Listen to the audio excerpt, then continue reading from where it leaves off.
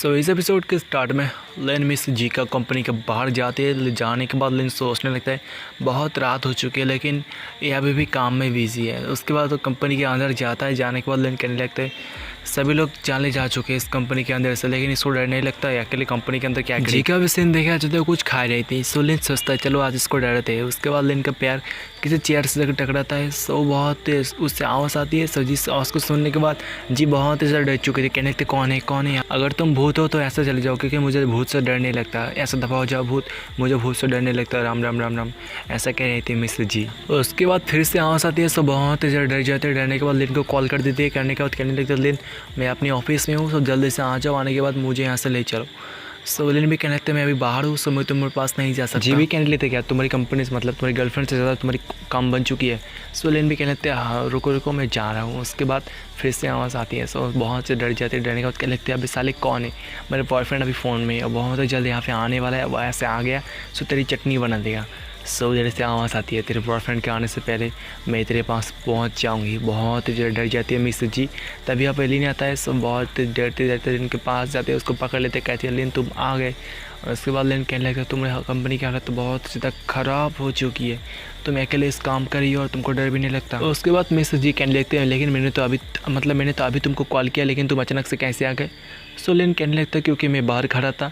वो कहने लगता अबे साले तूने मुझे बेवकूफ़ बना दिया। उसके बाद उसको मारने लगता है लिन को। लिन इसको कहने लगता मैं देखना चाहता था तुम डरती हो नहीं डरती, क्योंकि तुम अपनी कंपनी में अकेले काम करने में बिजी हो। अगर कोई तुम्हारे पास अगर तुमको मार भी डाले सो तुम तब भी उसको पहचान नहीं पाओगे। सो इसलिए मैं तुमको डराना चाहती थी। सो भी कहती है इस बार तो ठीक है, लेकिन अगली बार ऐसा कुछ काम मत करना कि बहुत ज़्यादा डर चुकी थी, अगली बार मैं मर भी सकती हूँ। उसके बाद कहने लगता लेकिन तुम्हारे हाथों में ये क्या है।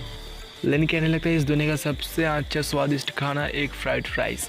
उसके बाद लिन कहने लगता है ये एक छोटा सा स्टॉल का खाना है एक फ्राइड राइस, लेकिन बहुत ही ज़्यादा अच्छा खासा है। मैं बहुत ही सालों से वहाँ से खा रही हूँ, ये बहुत ही अच्छी खासी है। सो मैं तुमको टेस्ट कराने के लिए लेके आ गया फ्राइड राइस। उसके बाद उसका पैकेजिंग को ओपन करती है। ओपन करने के बाद तो उसको सूंघती है। कहने लगते इसका स्वाद तो बहुत ही ज़्यादा टेस्टी है, इसका खुशबू। उसके बाद वो कहने लगता है ये आंट ल्यू का है ना। सो लिन कहता है क्या तुम उसको जानते हो आंट ल्यू को। मेरे से जी भी कहने लगते क्योंकि मैं नहीं जानूँगी, मैं बहुत वहाँ के खाना मुझे बहुत ही पसंद है।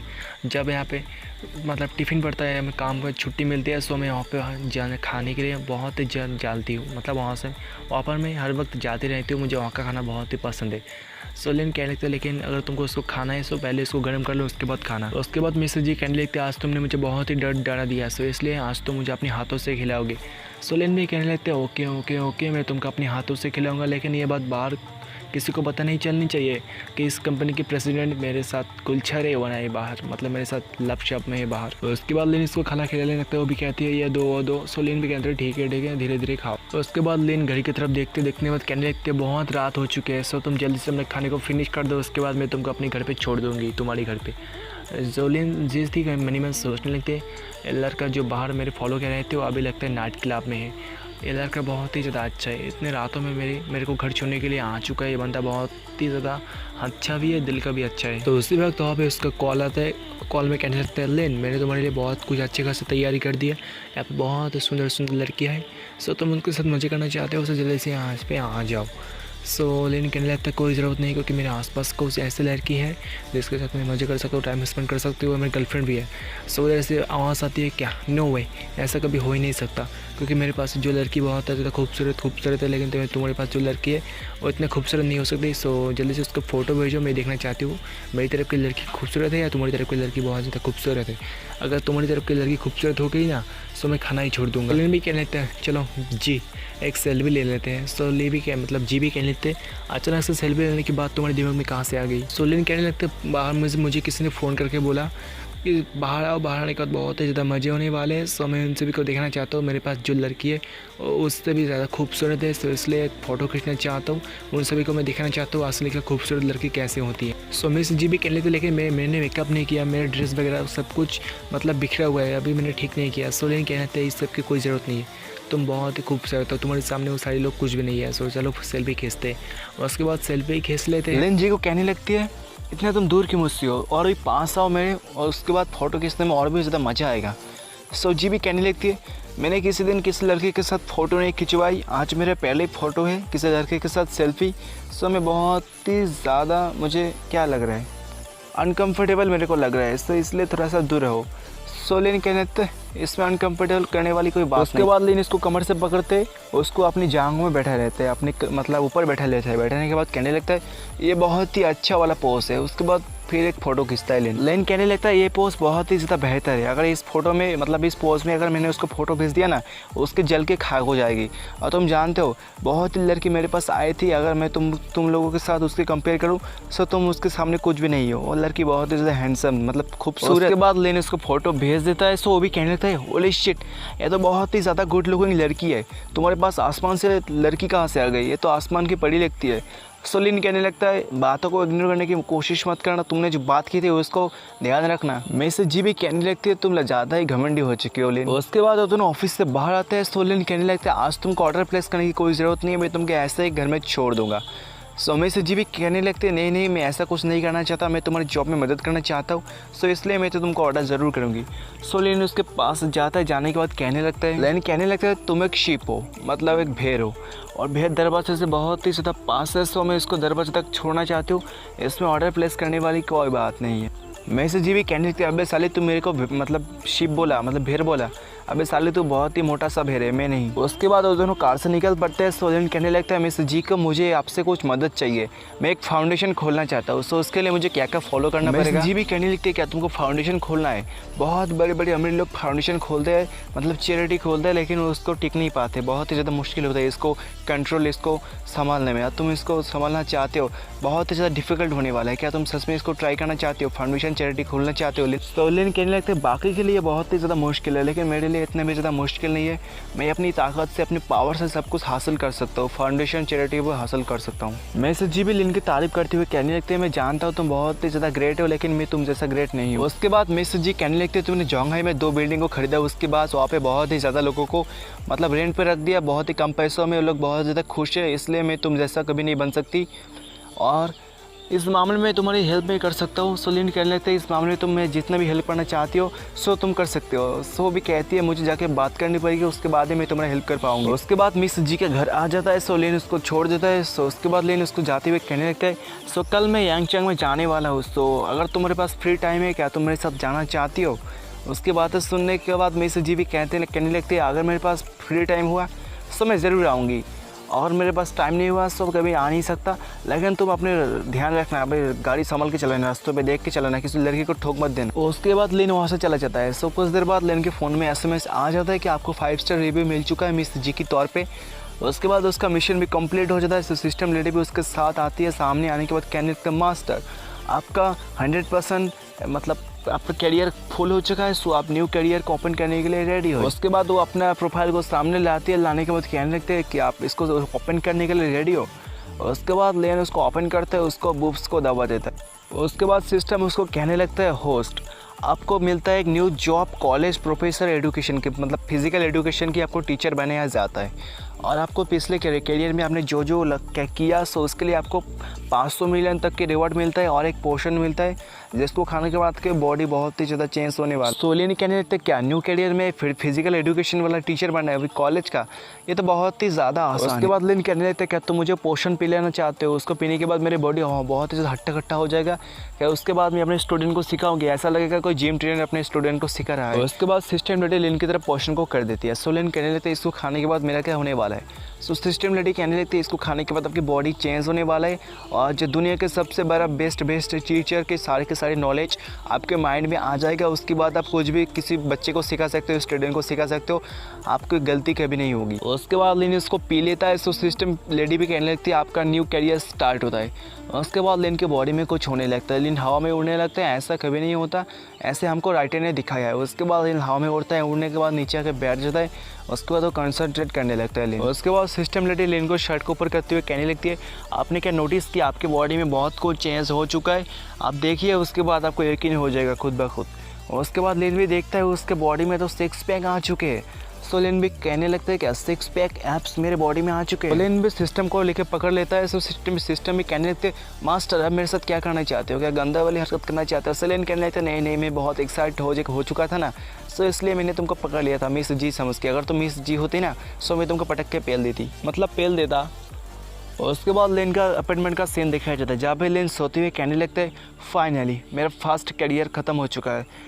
सो उसके वक्त वो फिर उसको कॉल आता है मैनेजर जाओ का। सो मैनेजर जाओ कहने लगता है आपका जो पगनी थी वो सही सलामत हो चुकी है, उसका कैश भी गायब हो चुका है, क्या मैं आपको भेज दूँ? तो लेन कहने लगता है कोई ज़रूरत नहीं, मैं अपने बटलर को भेज दूँगा, उसके बाद बटलर जाके तुमसे मेरे कार को रिसीव कर लेगा। उसी वक्त मिस्टर जी का भी SMS आ जाता है कि कल मुझे बहुत ही ज़्यादा काम है, सो हम इसलिए कल मैं तुम्हारे साथ नहीं जा सकते, लेकिन मैंने तुम्हारे लिए टिकट को बुक कर दिया है जो कि 10 बजे के आसपास है। लेकिन तुम्हारे ऑर्फन का नाम क्या है?